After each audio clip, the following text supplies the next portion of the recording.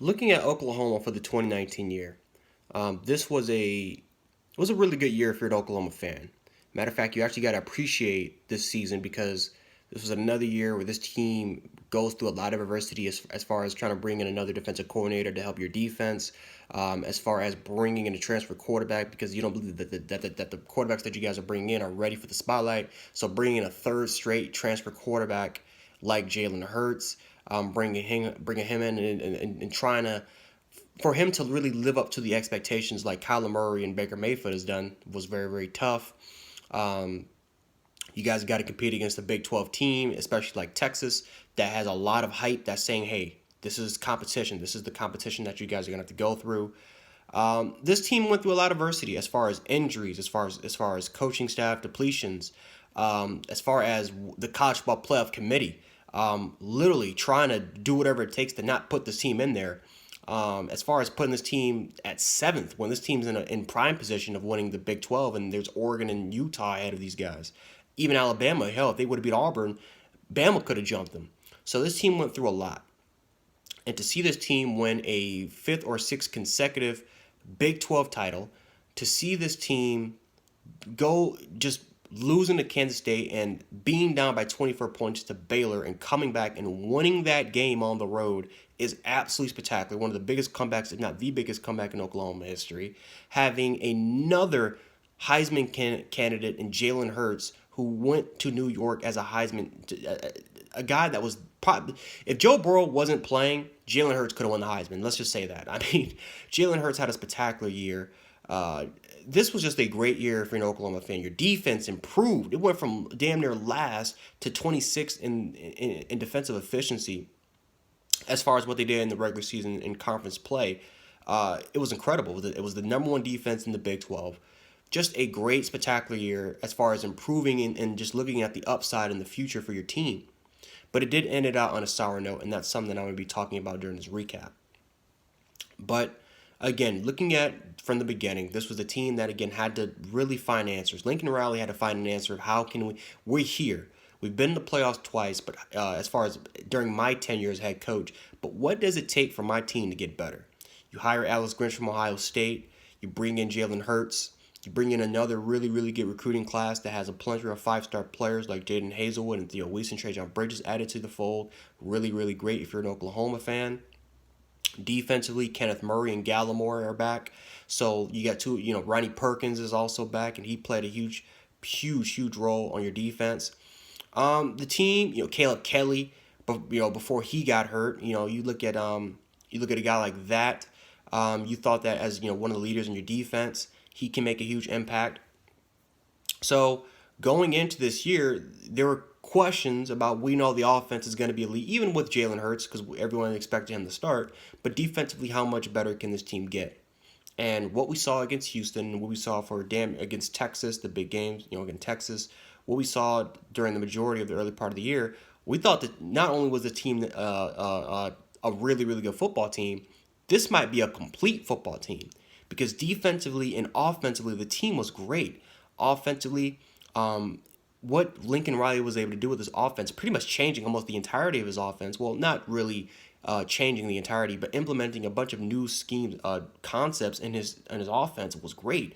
A bunch of power runs and option plays and what using Jalen Hurts in the goal line. I mean, it was looking at the Belldozer 2.0. It was watching the Belldozer. Only said that this is a guy that's throwing for over 3,500 passing yards and just spreading the ball out to just a whole bunch of different amount of players. The running back core with Stevenson and Sermon and Kennedy Brooks, these guys are getting it together. The team looks absolutely amazing. But this is a team that also went through a lot of adversity as well. I mean, losing to Kansas State, you saw the defense really start to slide midway through the season. You look at the Baylor game again, being down by that many points, 24, how many points it was, and it was tough. But this team went through a lot of adversity. Again, Trey Sermon goes down with an injury. Caleb Kelly goes down really, really, really early with an injury.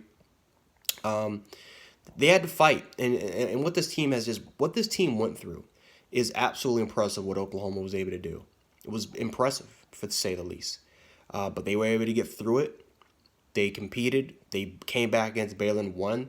You win against your rival, which a lot of people thought that was going to be upset. And then you not only once did you do it, but you beat Baylor twice, who Baylor was obviously the second best team in that conference.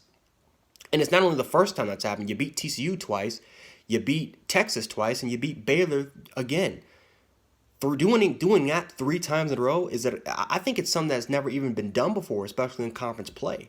That is extremely impressive. If you are, and just as a college football fan, that's something that has to be admired. But the improvements that this team has made is incredible. And defensively, again, being ranked from one of the worst to being the best defense in the Big 12 is impressive. To see what they were able to do with Jalen Hurts and to see this offense still be just as good as what Baker Mayfield and Kyler Murray was able to take command of this offense is incredibly impressive. CeeDee Lamb was able to take the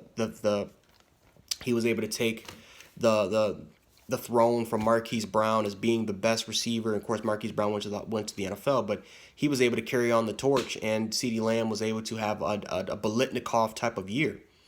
Charleston Rambo lived up to expectations as being that number 2 type of guy, but he's a guy that could definitely carry the torch and be that number 1 guy again. But obviously, this was a great year as far as looking at the upside of your team. But man, you look at the mistakes and you look at that playoff game against LSU, and that was embarrassing. This is something that Oklahoma fans wondered. The defense, can it be improved, and can we compete if we do get there in the playoffs? And to see this team lose to LSU 63-28, that's embarrassing. That's unacceptable. And if you're an Oklahoma fan, you have to question first of all, do we even belong here? And second of all, can Lincoln Riley, can he get this team to a team that can just get past the first round? We don't even have to win the national championship. Can we get past the first round? Being here 4 times and losing all 4 times, three of them by just an absolutely humiliating loss, that's unacceptable. So Lincoln Riley, looking at the 2020 season, has got to figure out a way.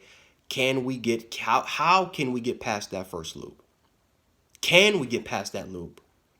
And what does it take? Do we need to get better recruits? Do we need to get more transfers? Do we need better coaching? That's something that Lincoln Riley is going to have to figure out. But looking at the 2020 season, they got a lot of pieces coming back. You look at the offensive side of the ball. You do lose CeeDee Lamb, you lose Jalen Hurts, but you have all 3 of your running backs coming back.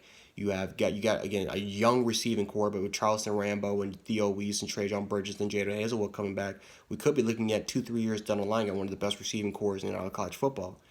Defensively, you do lose Gallimore and you lose Kenneth Murray, but you got guys like Redmond coming back, Buki Hiles and Trey Brown are coming back. You look at guys like Ronnie Perkins. That's probably your most important player, honestly, and he's coming back. So defensively, they got a lot of rotational pieces, a lot of reserve players that made a huge contribution to their team that are coming back. So this Oklahoma defense that was first in the Big 12 in defense, the Alex Grinch, these guys can get better. And I believe that this team can make that next step. Now, whether if it's a step that can make them elite or whether if it's a step that can put them in the right direction, that's something that we're going to have to figure out. But if you're an Oklahoma fan and you're just taking a look back at the 2019 season, this was a season that, yes, it ended off in a very, very sour note. But at the end of the day, you have to look at the upside of your team. And if you're just looking at the upside, seeing that the defense made not just an improvement, it made a huge, absolutely huge improvement. And to see that your offense is still fine no matter who is there at your quarterback, having one of the best quarterback gurus in all of college football in Lincoln Riley, you have to be excited about your team going into 2020 to not only win a playoff game, but to potentially win a national championship. But anyway, guys, that's all I got for you guys today. If you guys liked the video, hit the like button, share the video, and also subscribe if you're looking more forward towards college football content, more sports content. I have it all for you guys here. So anyway, guys, that's all I got for today. This is Gen 716. I'll catch you guys later. Peace.